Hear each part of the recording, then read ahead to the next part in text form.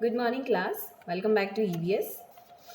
सो बेटा, chapter number 5 तक हमने कंप्लीट किया है। 6 और 7 को अभी हम स्किप कर रहे हैं और अभी हमने 8 चैप्टर स्टार्ट किया है। ठीक है, 8 चैप्टर में हाफ पार्ट आपको मिल चुका है, प्रोवाइड हो चुका है। अभी हम आगे का हाफ पार्ट आज देखते हैं। Okay, so take out page number 52। तो class, that is chapter 8, food and culture. Okay,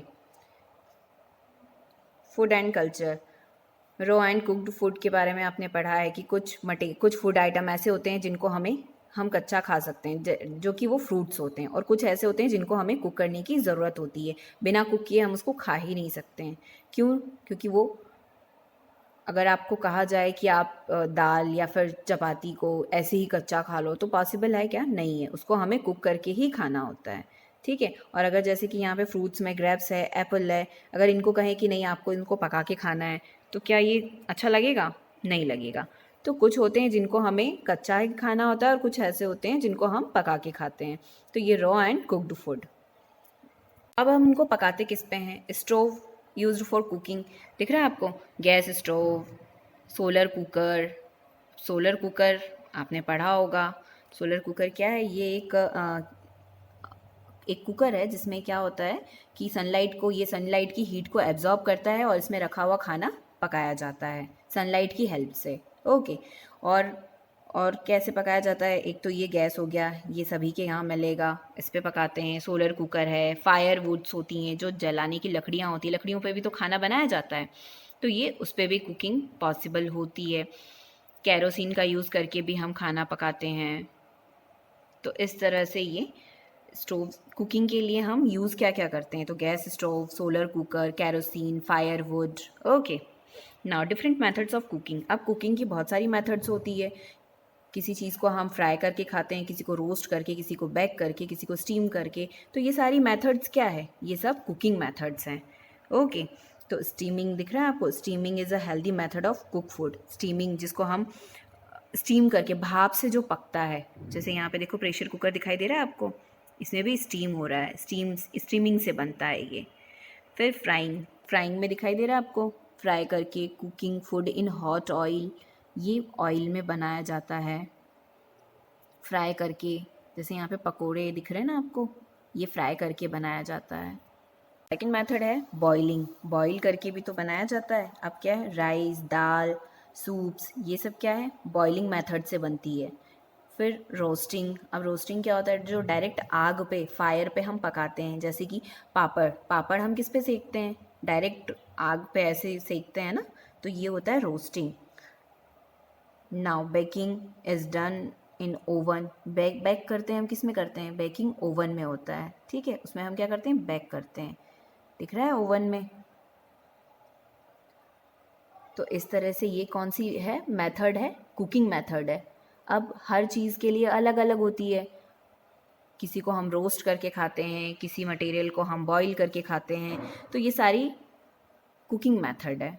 okay, यहाँ तक बेटा आपने आपको वीडियो प्रोवाइड हो चुका है। अब आगे हम देखते हैं यूटेंसिल्स फॉर फूड। अब यूटेंसिल्स यानी कि बर्तन, बर्तन भी तो हैं खाने और पकाने के लिए, बर्तन की भी तो ज़रूरत होगी। तो food is cooked in utensils and stored in vessels, पकाते हैं हम यूटेंसिल्स में और उनको वेसल्स में, बर्तनों में, बाउल में, इन सब में स्टोर करके रखते हैं। In earlier times they were made of clay, मिट्टी के बर्तन हुआ करते थे पहले, लेकिन अभी अभी क्या है? ये देखो, स्टील के बर्तन हैं, एल्यूमिनियम के हैं, वो जो क्रॉकरी बर्तन होते हैं, क्रॉकरी वाले बर्तन होते हैं, वो देखें आपने, वो भी होते हैं, और ये कांच के भी बर्तन होते हैं। तो अभी हमारे पास बहुत सारे ऑप्शंस हैं, इस तरह के डिफरेंट डिफरेंट यूटेंसिल्स हैं। Now eating practice in a family. अब eating practice in a family क्या है कि आप किस भोजन को, किस टाइम के खाने को हम ब्रेकफास्ट बोलते हैं, लंच और डिनर, ये हम इसमें देखेंगे। We eat a morning meal called breakfast. Morning में जो हम मील लेते हैं हम उसको क्या बोलते हैं? ब्रेकफास्ट बोलते हैं। जो नून में लेंगे उसको हम क्या बोलेंगे बेटा? लंच बोलेंगे। और जो आप इवनिंग में या फिर नाइट में लेते हो उसको आप क्या बोलोगे? डिनर बोलोगे। It is healthy to eat big breakfast. Breakfast जो है वो बहुत ही अच्छा होना चाहिए, यानी कि आप उसको हैवी कर सकते हो, लेकिन जो डिनर होना चाहिए वो लाइट होना चाहिए। क्यों? क्योंकि डिनर तो रात में होता है और रात में डिनर करने के बाद तो हमें सिर्फ सोना होता है ना, हम कोई वर्क नहीं करते हैं, ना हमें चलना होता है, ना हमें इधर उधर कुछ भी नहीं होता है ना। तो हमारे पेट में वो भोजन जो है डाइजेस्ट करने के लिए हम लाइट डिनर ही करना सही होता है।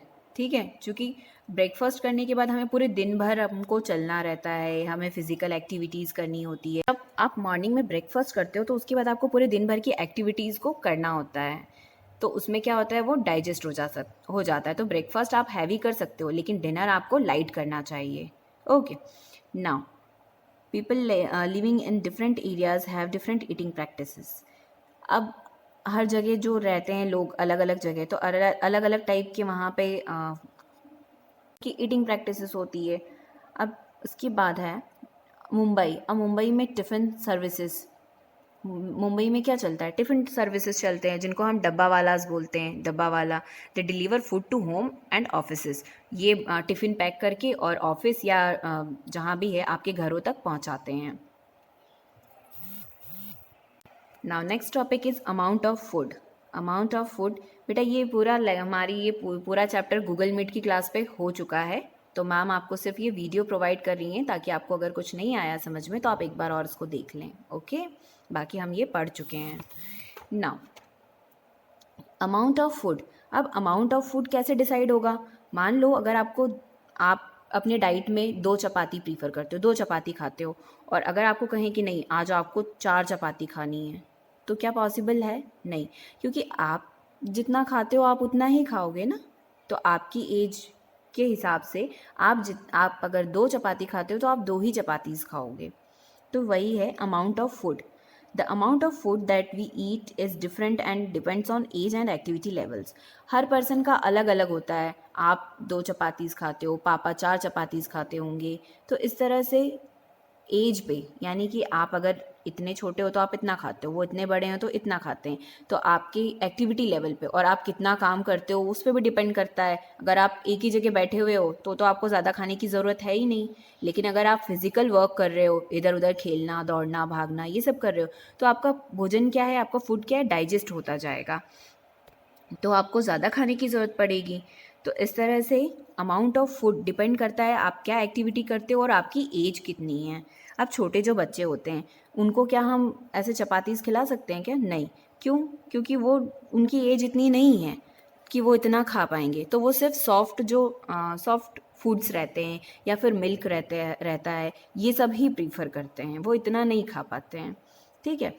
नाउ ग्रोइंग चिल्ड्रन ईट मोर देन अडल्ट्स। अब जो बच्चे बड़े होते हैं, जैसे अभी आप क्या हो रहे हो, अभी आप बड़े हो रहे हो, अभी आप बढ़ रहे हो ना, तो आपको ज़्यादा से ज़्यादा खाना चाहिए, क्योंकि ज़्यादा से ज़्यादा खाओगे तो सारे विटामिन्स न्यूट्रिशंस प्रोटीन आपकी बॉडी को मिलेगा और आपकी बॉडी अच्छे से ग्रोथ करेगी। और जब बॉडी अच्छे से ग्रोथ करेगी, हेल्दी रहेगी, तो माइंड भी हेल्दी रहेगा, और माइंड हेल्दी रहेगा तो ऑब्वियस सी बात है कि आप हर फील्ड में, चाहे वो पढ़ाई हो या कोई सी भी फील्ड हो, आप सब में एक्स्ट्रा ऑर्डिनरी यानी कि आगे रहोगे, अच्छे रहोगे। तो सबसे ज़्यादा ज़रूरी है अच्छा भोजन। Okay, now babies drink milk and eat soft. Babies जो होते हैं वो मिल्क यानी कि दूध और सॉफ्ट जो भी मटेरियल रहता है वो खाते हैं, क्योंकि वो इजीली डाइजेस्ट हो जाता है यानी कि पच जाता है। Okay, now people who do a lot of physical work need to eat more food to get more. Yes, अब जो लोग, जैसे कि आपने देखा होगा जब भी कंस्ट्रक्शन चलता है यानी कि घर वगैरह बिल्डिंग्स बनती है, तो उसमें जो लेबर होते हैं उनको तो बहुत काम करना होता है ना, फिजिकल वर्क, यहाँ से वहाँ दौड़ना होता है, ये सामान वो सामान इधर उधर। तो उनके लिए उनको क्या है, फिजिकल एक्टिविटी ज़्यादा, फिजिकल वर्क हो जाता है, तो उनको ज़्यादा खाने की ज़रूरत पड़ती है। ठीक है, लेकिन अगर आप कंप्यूटर के सामने बैठे हुए हो और सिर्फ आप ऑनलाइन जो भी है आपका डेस्क पे काम कर रहे हो, कहीं नहीं जाना है आपको, कुछ नहीं इधर उधर नहीं जाना है, सिर्फ बैठ के आपको वर्क करना है, तो आपको कम खाने की ज़रूरत पड़ेगी। क्यों? क्योंकि आपका फिजिकल वर्क नहीं हो रहा है ना, आपका सिर्फ मेंटली वर्क हो रहा है, फिजिकल वर्क नहीं हो रहा है, आपके हाथ पैर आपको इधर उधर चल के नहीं जाना है, तो आपका खाना डाइजेस्ट नहीं हो पाता है। तो उस कंडीशन में आपको कम खाने की ज़रूरत होती है। Got it? तो अगर आप फिजिकल वर्क करते हो तो आपको ज़्यादा खाने की ज़रूरत पड़ती है, अगर आप नहीं करते हो, एक ही जगह बैठ के आप अपना काम कर रहे हो, तो आपको उतने खाने की ज़रूरत नहीं है। Come to the next topic है बैलेंस डाइट। अब डाइट तो हमें पता है, जो हम खाते हैं वो हमारा डाइट होता है, लेकिन कुछ भी खाना वो सही नहीं है, वो सही नहीं होता है, ठीक है। तो वो हमें जो भी हम खा रहे हैं वो एक बैलेंस डाइट में लेना बहुत ज़रूरी है।